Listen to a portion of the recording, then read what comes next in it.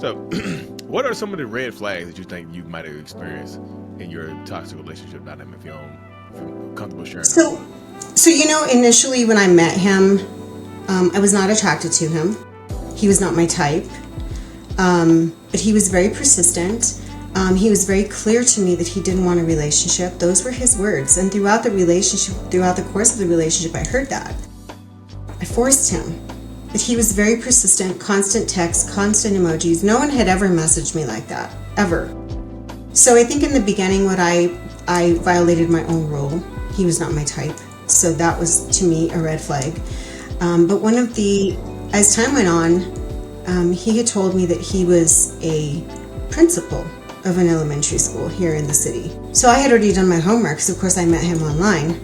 And he was actually an assistant. So that was flag number one. Like, why would you lie about your profession? I met him in late April, so we started dating like maybe May 5th or 6th. And he moved really fast. He told me that he loved me within 2 weeks, and I really didn't feel like I could say it back. And I felt very forced and coerced to say it back, so I did say it back, but I didn't feel it. And so throughout the course of the relationship, I believe that I now realize that I didn't love him, but it's been a lot of healing. So the red flags were they were out there. He was sneaky. He had changed his number multiple times. He made me change my number. But the biggest red flag that I missed, Lee, is about 3 weeks into the relationship, he pushed me down. Yeah.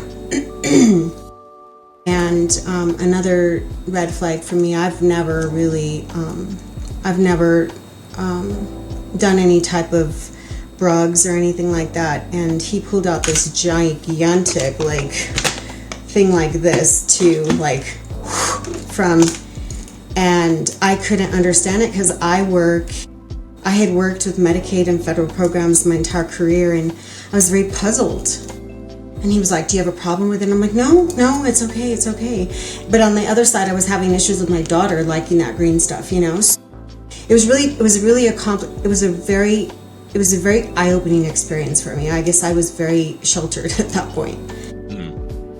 So that right there, you said he shoved you down. Like, was it out of anger, or did he try to make it seem like it was an accident? Because I know a lot of times in the beginning, when you get abusive people that do stuff like that, they tend to blame you for it, or say that you're overreacting, or just like, it was an accident, I didn't mean to do that, or you pushed me to do that type of stuff right there. No, it was very intentional. I had gone there after work. We were having a cocktail on his deck, and all of a sudden he just said, I'm not happy. And I remember looking at him in his eyes and saying, okay, thank you. I so appreciate you letting me know.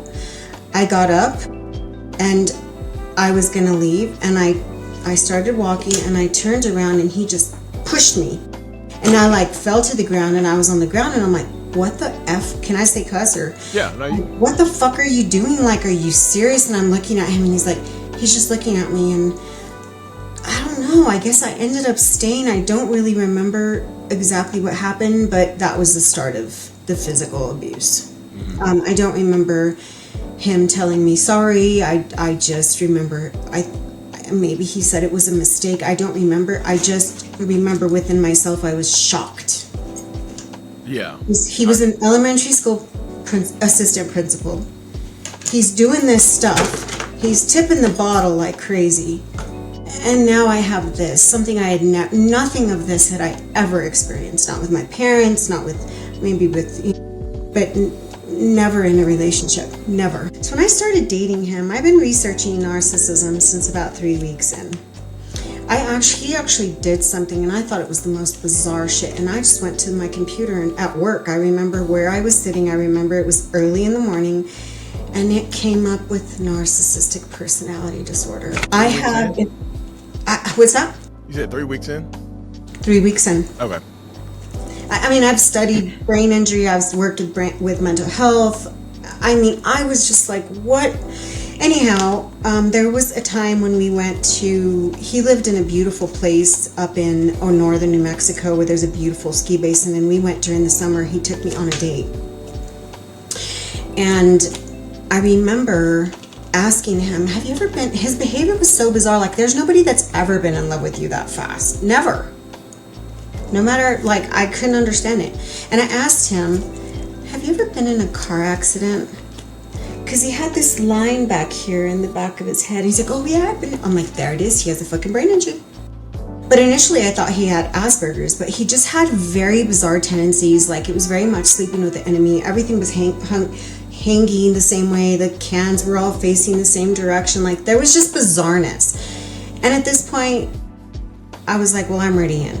I remember on that trip, after that, he told me that I should have offered to pay for the gondola ride up. Then when we got back to Albuquerque, he told me that I was a bitch because I didn't even offer to take my car. But it wasn't my trip. Like, I thought I was being courted. Yeah. So 2 weeks in, he also told me that I had to pay for half of the meals because he had his son in college, who I later found, he said, that worked at Mercedes-Benz, and who I later found out did not work at Mercedes-Benz. He was not paying for the school, but I was paying for half the days while he could continue to go on his rendezvous with his other relationships or other side chicks, whatever.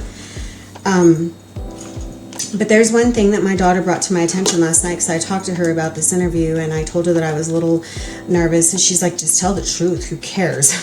She's like, make sure you tell him about that one, about when we would go to Costco, and so we would go to Costco. I had a membership, and early on in the relationship, and this went on for months. I mean, I made sure that my DirecTV had the football network, whatever it is, ESPN, whatever it is. It was like $180 more a month, but I made sure so he could make sure and come stay at my house, because I always wanted to, if he was with me, then he wasn't cheating, which in fact he was. I would find him texting at 5 a.m. when we were going to go to the gym. And so we would go to Costco on Saturdays, and I always had snacks and good food for my daughter, and he didn't have a membership, so he would put things in my cart, and he would put like 2 handles of Jim Beam. He would put like stuff for charcuterie boards. He would buy like ribeyes, and it was like $150, and he would give me $80. And so every time, so I started to calculate. So then Brianna would go with me, and so then one time, I told my friend, I'm like, I can't afford to keep doing this. Like, it's ridiculous. I pay for half my meals. Then he goes to Costco and he puts all this shit in. She's like, you need to tell him. So when I told him, he lost his motherfucking mind. I already knew it was going there when you said that. I was like, so you told that to him, pop. You're so fucking, you're so greedy. And I'm like, so nothing I ever did was right. He was very condescending with everything. He started